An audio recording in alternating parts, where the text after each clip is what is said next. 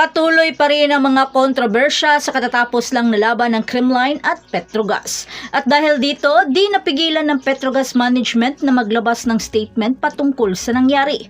Ipinahayag ng Petrogas ang kanilang pagkadismaya sa mga nangyaring officiating lapses sa kanilang laban kontra sa Creamline sa napaka-intense na bakbakan sa PVL All-Filipino Conference Semifinals. Pero bakit humantong sila dito? May pagkukulang nga ba ang mga referees at ang mga ibang mga officers? O talagang tama lang ang ginawa ng referee na si Bobby Celso sa kanyang desisyon? Ano sa palagay nyo? Pero bago pa man ang lahat, kung hindi ka pa nakapag-subscribe, please like and subscribe at pakispike na rin sa bell button para lagi kang updated sa mga valuable ganap. Ayon sa Petrogas, maraming questionabling desisyon ang ginawa ng unang referee na si Bobby Celso sa mga mahahalagang sandali ng ikatlong set.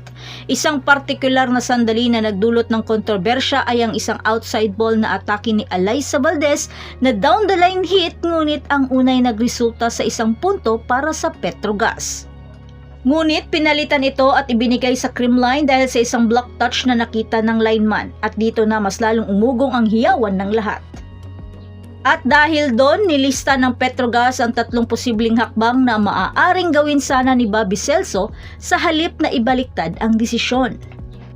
Una, maaaring pinananatili niya ang kanyang unang pasya at pinahintulutan ang Creamline na magreklamo para sa pagtama sa bola. Ito ay magbibigay ng malinaw na replay ng pinagtatalunang pangyayari. Pangalawa, inirerekomenda ng Petrogas na tawagin si Bobby Celso, ang linesman na nakasaksi at ang referee na pinakamalapit sa pangyayari upang tiyakin ang tamang pasya. At ang pinakahuli, binanggit ng mga Angels ang opsyon ng referee's challenge na magbibigay daan upang makita ng parehong kupunan, mga tagahanga at manonood ang replay ng pinagtatalunang pangyayari. At dahil doon, di napigilan ni Nang Aiza Maizo Puntillas ang kanyang hinanakit sa pangyayaring iyon. Kaya napapost ito sa kanyang IG stories na nagsasabing, "No need to explain yourself. God knows what happened and that's all that's important. No matter what everyone else says." Padayon. Sa kabila ng mga kontrobersyal na pangyayari, ipinahayag ng Petrogas na nananatili silang proud sa tapang ng kanilang kupunan at binati ang Creamline sa kanilang tagumpay.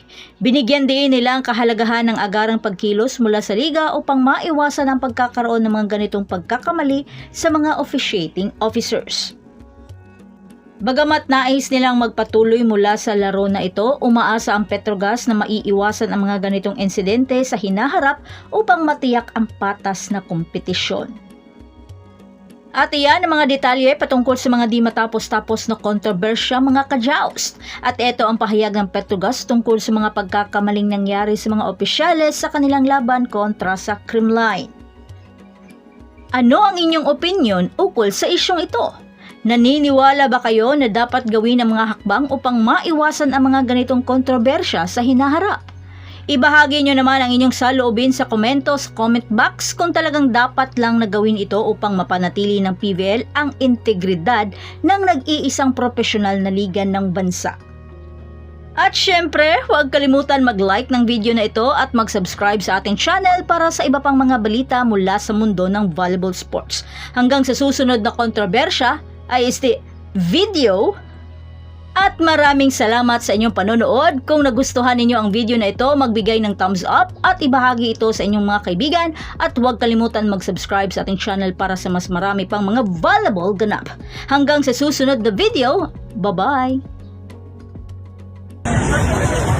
Handa na ba tayo? Handa na ba tayo?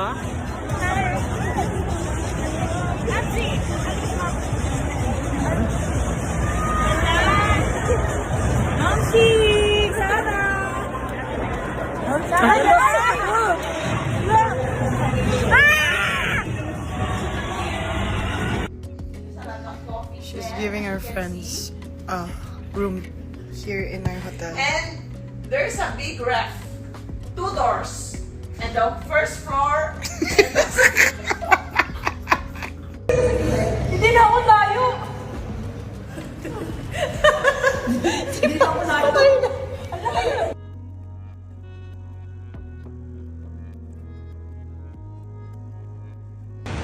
Dito lang oh. Ato. Dito lang.